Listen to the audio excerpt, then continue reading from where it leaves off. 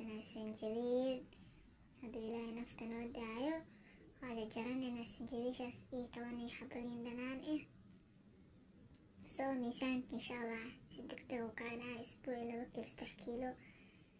wasaqda caloosha ku jirtana wuu kaa soo dhaqayaa insha allah. cabitaankan miisaan dhimis aa loo isticmaalaa.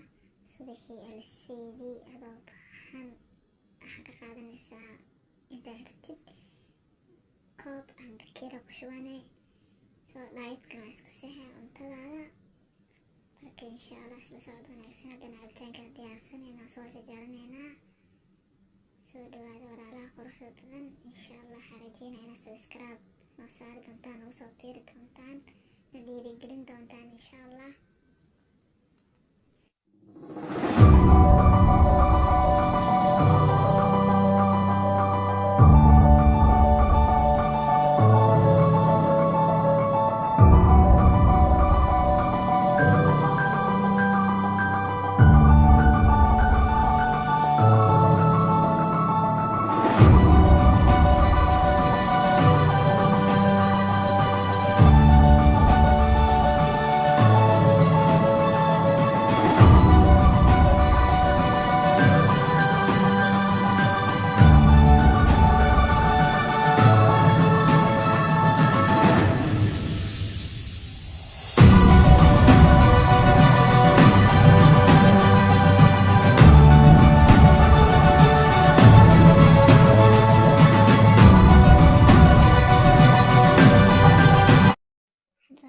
cabitaanka soo diyaarsana soo jarjaranay.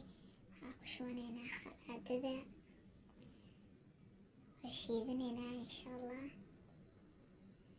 khalaadada ku shubanoo shiidaneynaa, biyo ku darsaneynaa oo biyo cad waa shiidaneynaa insha allah. bidnina markaa shiidana kadib wax kasoo baxo waa isla arki doonaa. isla socod wanaagsan, hayaa caajisin.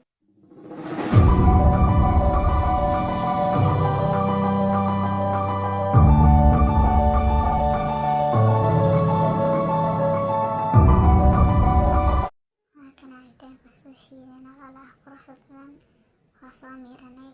halkaas waxaa noo yaal caagado 10 xabo ah. halkaas haddana waa kusoo shubanay biyaheena, waa daboolanayna insha allah. waxaa gashanaynaa firinjeerka. habeenkii hal xabo ka cabeynaa, subaxina hal xabo insha allah. adoo baahan iyo markaas ii seexanay. subaxi adoo baahan hal xabo ka qaado, markaas soo kacdid adoo baahan hal xabo qaado, markaas seexanaysana u dambeysana hal xabo cun insha allah. daayidkaadana kuu saxnaado insha allah. natiijo qurux badan aa ka keenaysaa. inaad ku faa'iidiina rajeynaa insha allah. bidnillah isla socod wanaagsan.